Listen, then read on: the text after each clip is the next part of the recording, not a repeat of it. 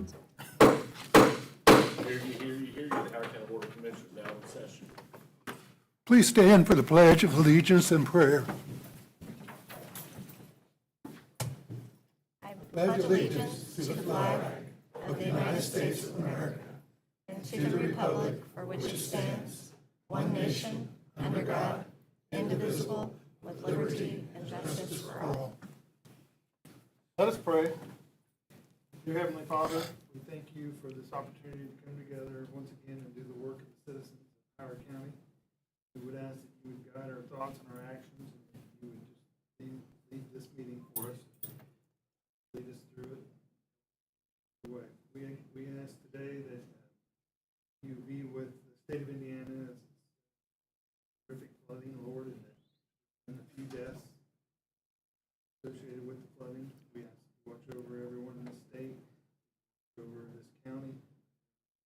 Several people in this county that have significant loss, not necessarily life, homes and properties. We ask that you be with them. We have several of our corrections and police meeting tonight. Watch over and protect our sheriff's department, Kokomo Police Department, people who work at the jail, people who work at the work release, all of our county employees. Watch over and special blessing on them. Be with them. Pray all this in your son's precious name. Amen. Thank you, everybody, for attending tonight's Howard County Commissioners meeting, and for those watching on video or from home. First up on our agenda is these special announcements and recognitions. Yes, sir. This is employee recognition for a weather emergency in Howard County. Today, we want to recognize the employees who demonstrated outstanding leadership, professionalism, and composure during the severe weather emergency on June 11th of 2026. As severe weather impacted the Howard County work release, several staffs quickly put emergency procedures into action, safely relocating all offenders and ensuring everyone was accounted for. Leadership was promptly notified and staff maintained communication with the county and departmental leadership throughout the evening. Despite power loss, facility concerns, and an uncertain situation, staff remained calm, communicated effectively, and worked together to maintain safety and security. We also want to recognize the Howard County Sheriff's Department, including Captain Deckard, Major Cook, and the CERT Special Emergency Response Team, and Howard County Corrections Jail staff for their assistance in safely relocating the offenders. Cooperation and professionalism displayed by everyone involved turned what could have been a chaotic situation into safe and organized response. Several work relief offenders expressed their appreciation for how quickly staff developed a plan and how smoothly the situation was handled. We are proud of the teamwork, dedication, and commitment demonstrated by our employees during the emergency. If you guys would come forward when we call your name, Carrie, Human Resources, will hand you your certificate. Work Release Director, Jeremy Lovell.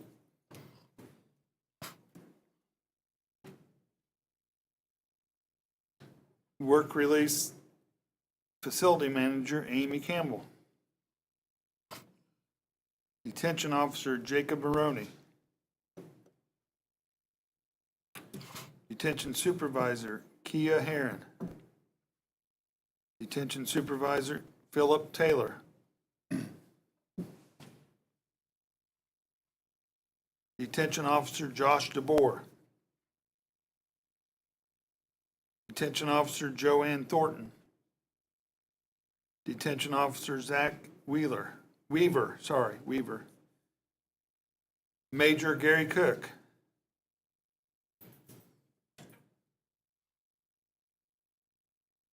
Captain Matt Deckard. Sergeant Steve Klein. Sergeant Michael Hamilton. Corporal Mark Brackett. Corporate Alan Weimer. Deputy Jordan Hicks.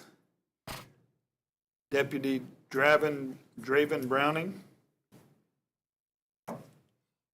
Officer Joe Washington. Jail Sergeant Dakota Childers,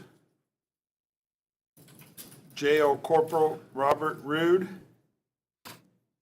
Officer Shawanda Rousseau,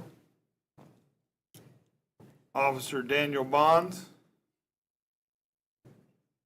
Sergeant Cameron Hill, Sergeant Daniel Dismukes, Corporal Dakota Bess, Corporal Josh Sawyer, Officer Brian Jameson, Officer John Dooley, Sergeant Lane Ryder, and Officer Jarrett Reagan.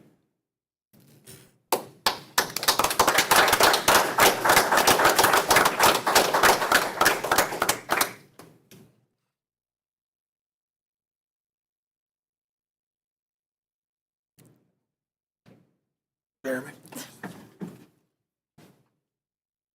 Thank you.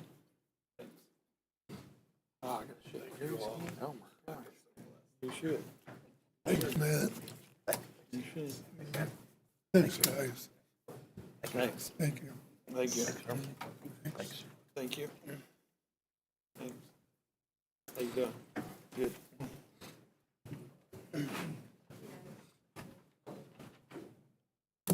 I can tell you that I was out there that night that this incident occurred, and the storm going on. We had some very high winds. We had a lot of damage, a lot of trees down, especially right there in that area. And what happened was a straight line wind took out the air conditioner off the top of the work release. And because of gas lines and everything else, work release was deemed unsafe.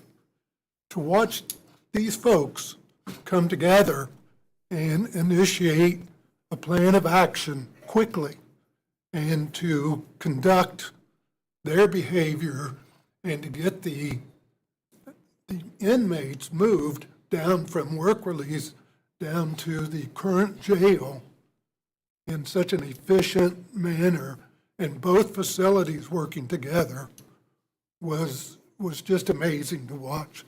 These folks made it happen, and we really wanted to express our appreciation. Yes, it's a minute way just to say thank you, but thank you really doesn't really show their actions of that night. When you're standing out there and there was no power, none at all right there because the trees are taken out, they took out lots of lines, there was no power, operating off of flashlights, and they made it happen in a very safe and efficient manner. So on behalf of the county commissioners and the citizens of Howard County and those inmates, thank you guys very much for what you did that night. So very much appreciated. So thank you again. Thank you.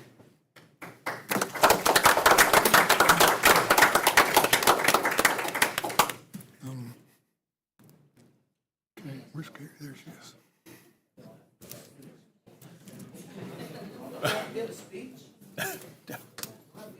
No. What? No speeches? Okay, in that case, I guess we'll move on. So that takes us to approval of previous meeting minutes. So moved. Second. I have a motion and a second. All in favor? Aye. Those meeting minutes are approved.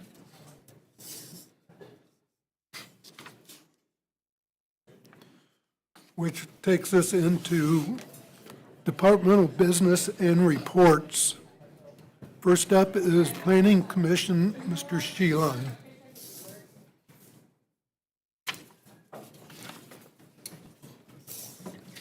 Good evening. I have two items before you tonight. The first item is ordinance 2026 BCCO-29.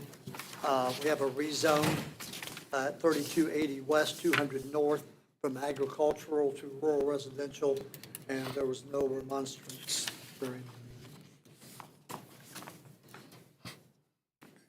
Make a motion to accept BCCO 2926. I'll second it.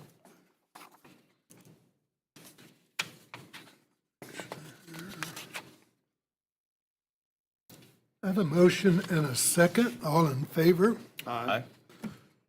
Okay, ordinance number 2026 BCCO-29 is approved.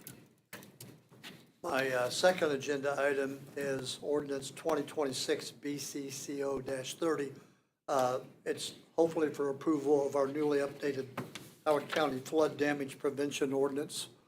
This has nothing to do with what's happened in the past few days. We've been working on this for about 6 months.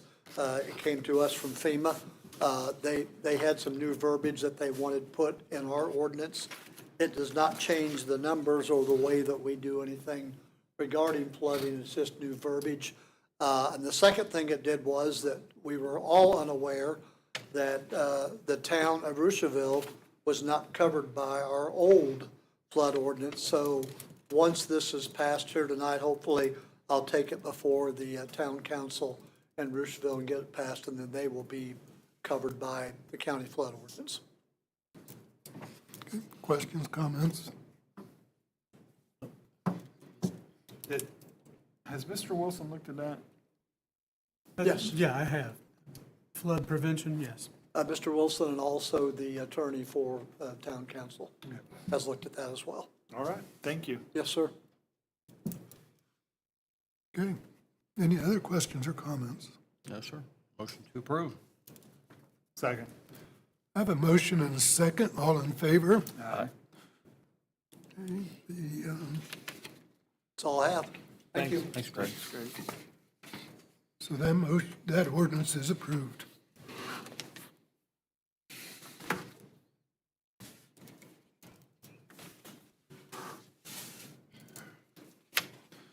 Next up is our assessor, Mindy Head. Good evening. Hello. I have a new contract for Eagle View. They're who do our aerial photography, the pictures you see on Beacon. So Alan has looked at this contract. So it's just here for signature and approval, so we can get new flights next year.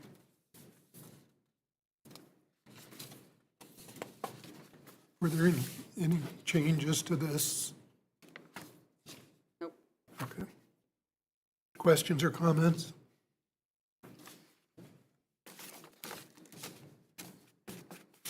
Make a motion to approve. I'll second it. I have a motion and a second to approve. All in favor? Aye. That is approved.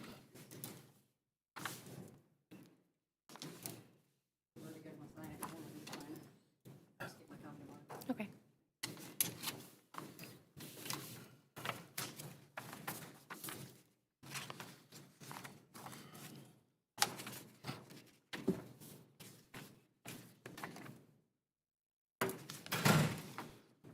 Looks like this just takes one signature.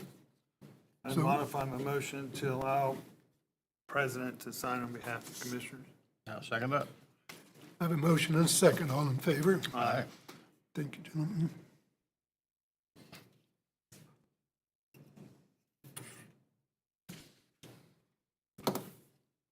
Forward that down to Jessica. Next up will be Mr. Stone Street. Good afternoon. I have one item. It's for the Just Out Government Center. The cooling tower on the roof is, have given us trouble, and the diffuser had to be replaced. We just manufactured our own, and it's getting a lot of leaks in it. It's about 25 years old, I believe. And after looking it over and all the repairs we made to it, we don't think it's going to survive another year, so we think it's a good time to replace it. I did go through Hydronic and Steam to get a quote for a new one sent to QPH. QPH has bid the total job for replacing not only the cooling tower, but a chilled water pump that's in the basement, which will modernize both pumps. And then to do all that, plus the labor, would be for a total cost of $66,714. I'd like to pay for that from CUMCAP 1138.47241. And the majority of this cost is going to be parts and materials. It's not going to be a lot of labor involved. It's like swapping out a very giant refrigerator on a roof. I could get some bids on it if you'd like. I prefer QPH to do the work. The only other, there's only a couple local firms that would really be interested in possibly bidding on this. I'm not sure if I want them doing that or not, though, because I have such a good relationship with QPH. Mr. It's a Street, service. It's a service, you don't have to. I mean, with the amount, I would recommend that we get another quote. Okay, that's not a problem. Good idea. And I that's would all I agree have. with that, especially with this amount of money. So, Okay, I will do that. appreciate that. Yep, thank you very much. Thank you. Thanks. Okay, that takes care of departmental business and reports. That takes us to any new business to come before the commissioners. Okay, hearing none. That takes us into claims and reports, salary claims. $1,143,415.44. Make a motion to approve. Second. I have a motion and a second. All in favor? Aye. Those are approved. Payroll expense, $1,143,415.44. Make a motion to approve. Second. I have a motion and a second. All in favor? Aye. Those are approved. Operating claims, $2,088,053.74. Move to approve. Second. I have a motion and a second. All in favor? Aye. Those are approved.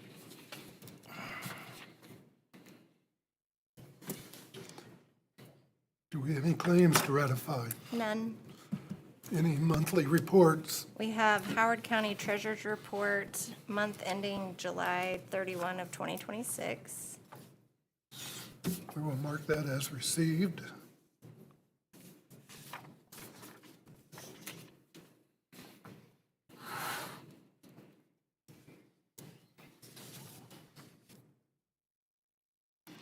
Any grants? None. Thank you very much. Mr. Wilson, I have a couple of matters. The first is a resolution adopting and approving the interlocal agreement with the city of Kokomo with respect to distribution of local income tax public safety for the jail project. There's a resolution, and there's also the interlocal agreement. There are 2 copies of each that would need to be signed should you approve it.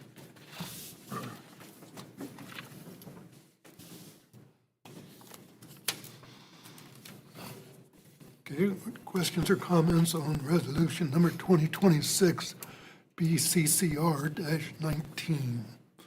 I have a question for Mr. Wilson. So the city's agreed to let us use or have the let money for the jail.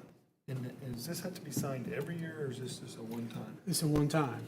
It continues until the city doesn't receive those funds anymore, at least through 2029.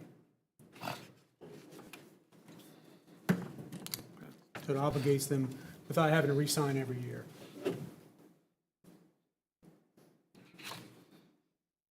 Any other questions or comments? Is there a motion for approval? So moved. Second. I have a motion and a second to approve resolution number 2026 BCCR-19. All in favor? Aye. This resolution is approved. Thank you.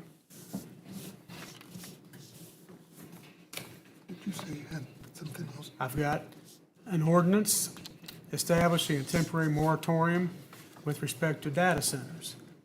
Now, what this does is, it is a temporary moratorium that lasts for 1 year, that allows the commissioners to study at length data centers and how the best way is to regulate those data centers.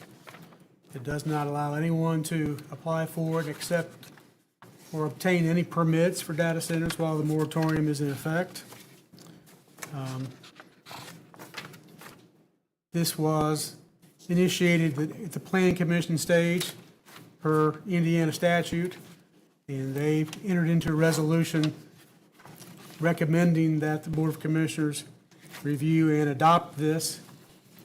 So, and I think I mentioned at the planning commission hearing, there are 17 counties already that have adopted similar moratoriums. So, I also want to make clear that we've not had any company say, we want to build a moratorium in the unincorporated portions of Howard County. No one has come, and there are no applications pending. But this is sort of, we want to get ahead of the situation.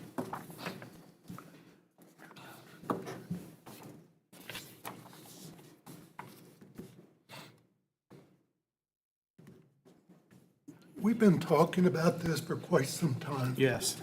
Even before any annexation happened, and people don't realize that. But it is true. And now that we've done this, we did learn that it needed to go through our planning commission. Yes. It has. And so now we are ready to institute this moratorium so that we can write an ordinance, so that we can write it with knowledge, with research, and with careful thought. So that's why, that's the purpose of a moratorium. So here we are. And I also want to say again, this applies to the unincorporated portion of the county. We can't control what happens in the city limits. So Question or comment? there's 17 of these in other counties, and what's the length of time on those? Mostly it's a year, sometimes it's 18 months. One was 2 years, which is a long time, but almost all of them are a year long. If we are at a point during that year when we're ready to write an ordinance and adopt an ordinance, then we can do it early if we want to. We can do it at 6 months if we're at that point.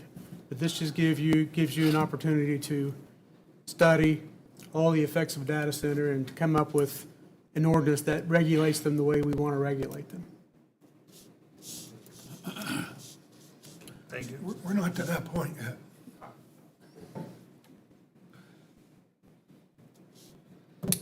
Questions or comments? That would also give us an option to extend it another year past that, correct? If we're at a point we where don't- we need to study can't get longer, it, then you can extend it. Okay, now I'd like to take public comment on it. Sure. Now I'll take public comment on this ordinance before we vote on it. So, my name's Devin Rush. I stay at 1114 East Jefferson. I really had a question. So my question was, what is the separation between heavy industry and specifically the data centers? And how is the moratorium, being created around that? If Alan could answer that, like how it's separated. Does that make sense? I was gonna say, I'm not sure I understand the question. So like, I understand the county and the city is different. It's just that my understanding was that once something was zoned or anything like that for heavy industry, like how the battery factory is, it can be used for all types of different things. So to be so specific, just to say data center, I was wondering like, what's the difference? Like, how was y'all able to separate that? Because I don't understand it. That's why I raised my hand. I was just wondering. So, Okay, this is for data centers. This is a moratorium on data centers, not other kinds of businesses, but data centers. Does that No, help? that makes sense. It's just that all my prior knowledge, like, I have limited understanding, so I'm no expert, not pretending to be no expert. My prior I'm understanding. not either, that's why I Yeah, have Alan. so just my prior understanding was, once something was like considered heavy industry, like data centers, battery factories, all these different things fell into that zone. So I was surprised to hear y'all say that today, that y'all was able to come up with that, because I'm on the side, I'm in favor of it. I was just wondering, like, how was that done to specifically pull that out? Like, because I just didn't know, so. Data centers and in other instances, other types of industries are so unique that we don't believe our zoning ordinance sufficiently covers regulation of those industries. Data centers are huge enterprises. They may or may not have deleterious effect on our resources and our infrastructure. And so to that extent, they're very unique and really aren't covered by the normal zoning process. So we have an opportunity to regulate that business as a unique business. Thank you for that. Sure. Well, and I'll go to one of your points is, and you almost made our point for us, is that we're not experts in this. And we don't know enough about it to say it's good, it's bad, it's right, it's wrong. And that's kind of the purpose, is to give us an opportunity to research and to study and to find out. You know, that's the reason for this. So that we can write an ordinance that matters, that is backed by education, by research. So that's the purpose in this. I'm in favor, you know, I was pushing back against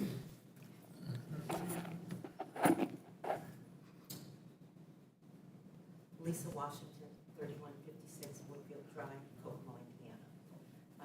During the hearing that was held out in the basement, there was a suggestion made that there would be a committee formed from some of the residents. Like many of us, I don't know a lot about it. What I do know is I had a daughter that recently graduated in this field. And so I do have some knowledge. Is there a plan to bring some of the community members who might have some knowledge on this? And I'm thinking particularly of some people who've been impacted by this, some college students who have made this a major in college, and they do know a lot more about that. Or is a committee going to be formed?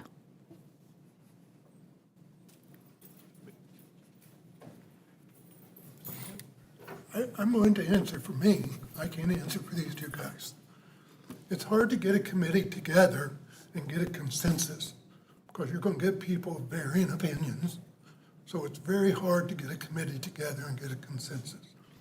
Now, what we did with the BESS is we allowed for people to put in comments. I've read every comment that comes in, and I take all comments seriously. Some comments have been like, as an example, we don't want this. That's their comments. But other comments have been very detailed and informed and helpful as we go through and write the BESS ordinance. So I'm not one in big favor of doing committees, but I am one in favor of getting comments from people. And me personally, I'd rather have written comments that I can go back and review and take in. Commissioner, I do understand that. I've spent the last 30 years of my life as a working person, and I've been on lots of committees, I've been on lots of boards, and that's the purpose of most of those, is to bring people together. You know, you may have a different viewpoint from me, but you know, if we don't get committees together in this community, if all the commissioners, if we don't know what everybody is thinking, and I think that's where people in the community, I think that's where they get frustrated, is because they don't feel that there is a common ground where they can have some representative of their viewpoint in a formalized manner. So that's why I'm asking for myself. My husband actually gets confused by the amount of committees and boards that I'm on.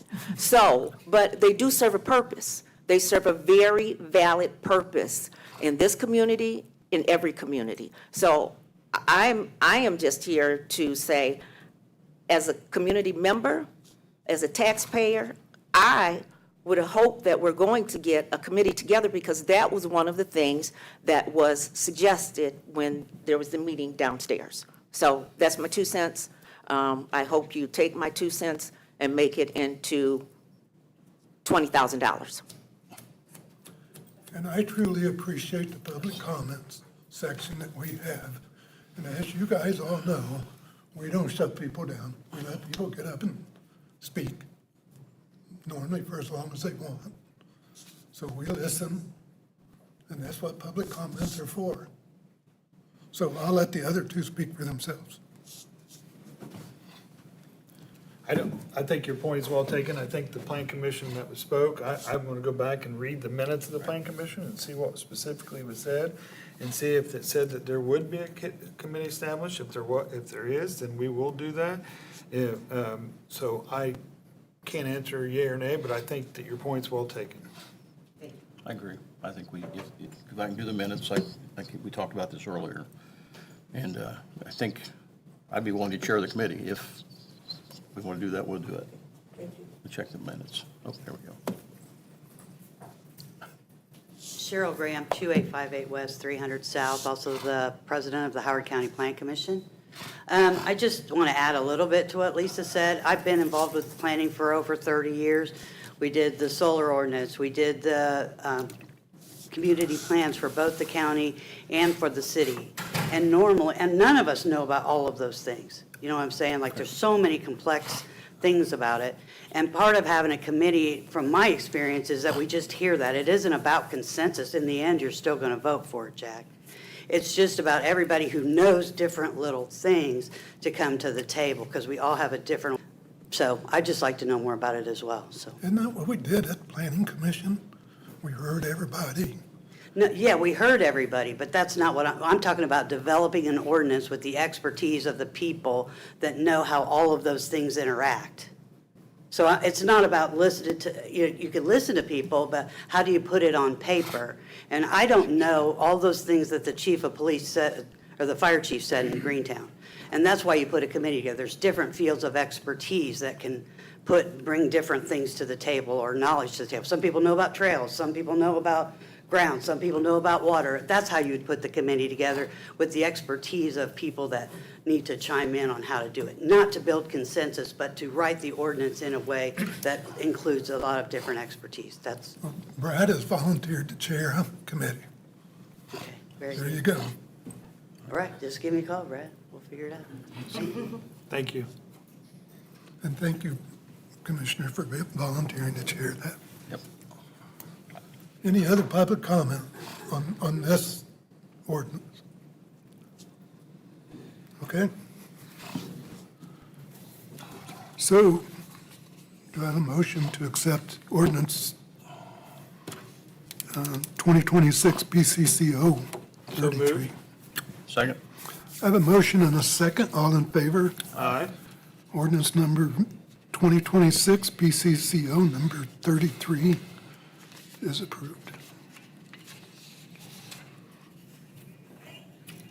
And that's all I have. Okay, thank you.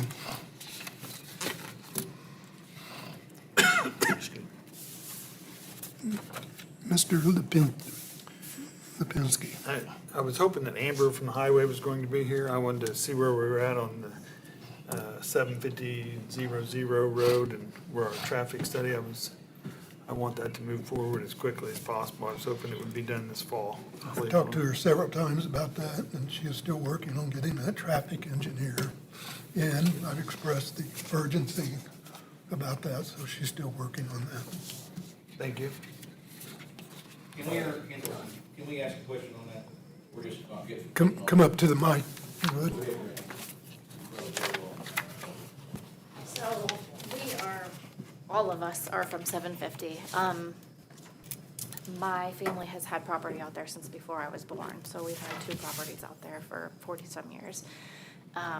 The stone quarry, they're awesome people. The owner, I talked to him for 45 minutes last week. He's a great person. It's nothing against the stone quarry itself, but it's a huge issue, and I don't think that anyone realizes the safety issue that it really is causing. Actually, last week, a bus driver, one of the trucks almost hit a 9-year-old girl. He went around the bus. And then I also had to call the sheriff also last week because he ran me off the road into the ditch, completely into the ditch. We have video of it, actually. One of the neighbors that's over here, Melissa, she has a video recording. She has actually put out video, And so we're recording these trucks as they go by, and I mean, it literally ran me completely off. Have the you road. shared that with the sheriff's department? Yes, so we shared the video, we shared pictures. We've been dealing with this for 3 years. So I have been in contact with Sergeant Dickerson from the DOT. I've been in constant contact with him. He's been out, he's sent people out. Every time they bring people out to our road, they write handfuls of tickets. They're writing handful of tickets on 700, they're writing them on 750, they're writing them on 26. Like I said, we've got hours and hours of video on her camera. We're worried somebody's gonna get hurt, and someone is going to get hurt. You know, I think if my husband or her husband would have caught that guy that day, it would have been really bad, because I mean, I was tensed up for a whole day because I really thought I was gonna get hit. And he was going in excess of 70 miles per hour, and rocks were flying. I mean, it's getting very, very serious. At first, it was just slow, you know, we were annoyed basically with the trucks. And now, because we kind of have been tattling on them, and now we have the DOT involved, and now we have sheriffs involved, and now people are getting tickets. They are literally, I mean, we've got videos, they are literally targeting us, where they're not getting over. They are being extremely aggressive. They will drive by and flick us off. They will, this is our 3rd mailbox in 2 years that we've had to purchase. They just hit it again last week. What road are you talking about? 750. 750 East. Okay, sorry, because we're on different roads. Yeah, we're on 750 East. All right, I was thinking 750 No, west. 750 That's- East. Okay. So, like I said, with the rock quarry, we hate it being there, but it is what it is. And they have tried to be really good neighbors, they really have. And so it's nothing against them, but it's the safety that is, I mean, we've got a son that runs up and down the road. You know, like I said, that road has been in our family for 40-some years.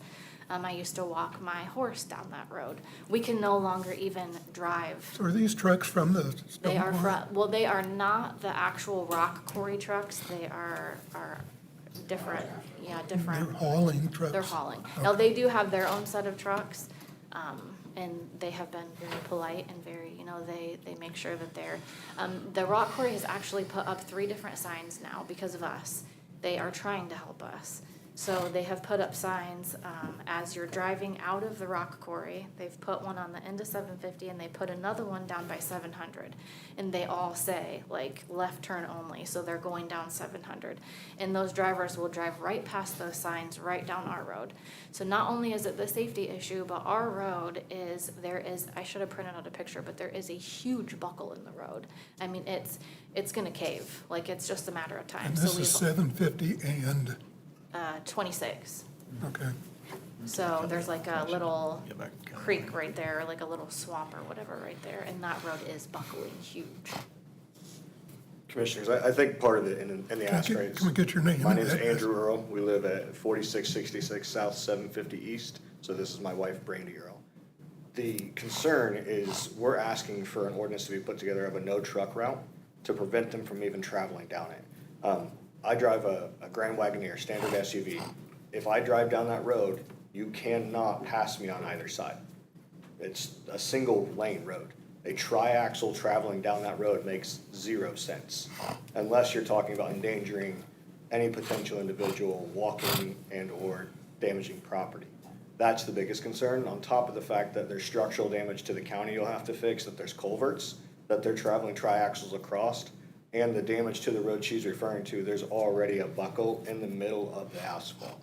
So it leads to multiple concerns. We're just asking for something to move a lot quicker and getting an actual truck route established and getting them off of the very small road that's And creating technically, problems. there is a truck route. So Mr. Ward he told me last week, he paid $1.7 million to have 700 repaved. Yep. So it's it's an actual 2-lane road. Our road is only 1 lane.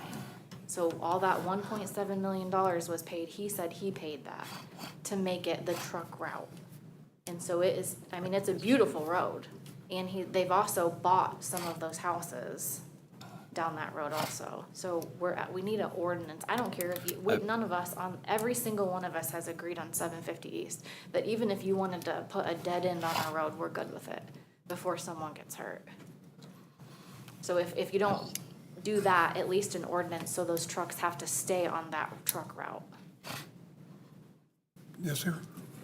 My name's Scott Rattlebush. I live on 750 East. I've been there 30 years. Used to be able to see 4 cars a day, about right down that road, and that's it. Now, poor daylight, there's half a dozen in triaxles. And they spent $1.3 million, my number is, on 700, so that they wouldn't drive our road. They made it 2 lanes. Our road's 14 foot wide. That's it. And it's got what they call moats on it, which is drainage ditches, which they gotta have. They've been there for years, hundreds of years. So there's not no flooding. But yes, they're a pain. And, can't even get my grandkids to get on the bus out there because the bus driver don't come down the road. And it's ridiculous. I just retired the first year and I didn't think I'd be chasing truck drivers down the road. Because like I said, I'd see 4 cars a day. And they made a decision and made that 700 wide. They spent $1.3 million to keep them over there. But the DOT can't do nothing to these truckers unless they catch them speeding without these signs to say, oh, you get on this road, you get a $2,500 fine. That's what I want. And that'll teach them a lesson. And if you can't get this done, then I want the road shut. I got people who don't agree with me on that, but, you know, the safety like we've talked. I mean, I got neighbors can't walk their dogs. Grandkids can't get on the bus. You know, it's just ridiculous.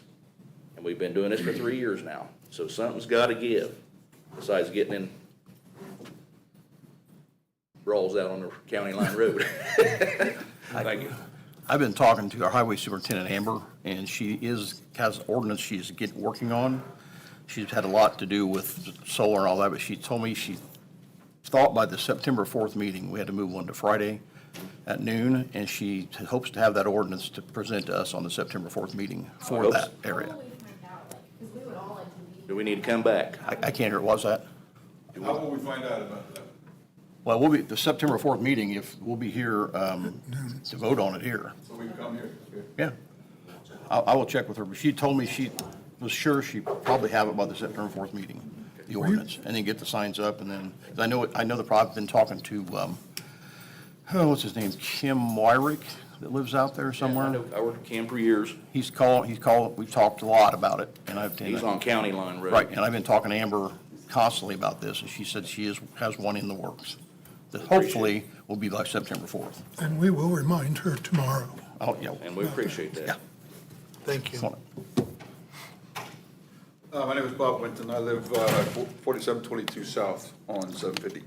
The question here is that we've had, you know, obviously the issues with the trucks. And like Randy says, they're great people. But the next level to that is they're very disrespectful, okay? We have a swamp in the lowest section of that road. It is only a 1-mile road. It dead ends from 26 to 500, which is the county line road. Right across the county is Tipton. Tipton governs everything what they're doing, okay? We're trying to stop Howard County side. Now, the next level to that is the instance of this recent rain. It flooded that bottom zone, and one of the trucks, we put a orange barrel in the middle of the road so nobody in the community could see it. They pushed the barrel out of the way and ran off into the pond. Now, if they got stuck, that's on them. But it's the fact that the destruction is causing extra problems because the swamp itself feeds off into the creek. When the issue started with the collapsed road, which is next to my neighbor here, the culvert that is underneath it, we would have to relay back to the Howard County Highway because we had a state trooper in the drive, and he made a phone call to the Howard County to come out and inspect that culvert. I never got a word back whether or not that result was finished, or he even gave an answer. He was to send out a man to inspect inside the culvert to see if it was collapsing. But the road definitely is collapsing. And then we don't own the ditches, but majority of us clean the ditches. We mow it, We've taken care of it for over 20 years. They drove through my yard 2 days ago. Okay? And it's a massive error on their part, because obviously you can't get two vehicles down the road. There were 2 trucks at the same time in front of my house. This is enough, okay? You know what I'm saying? And I apologize that I went on the wrong subject, but we appreciate your time. That's okay. Thank you for bringing it up. Okay. Well, I guess I'm just going to skip to public comments. Sure. Well, we're being calm. Any public comments that we haven't already heard? Hearing none. Takes us to adjournment. So moved. Second. We stand in adjournment. Thank you all.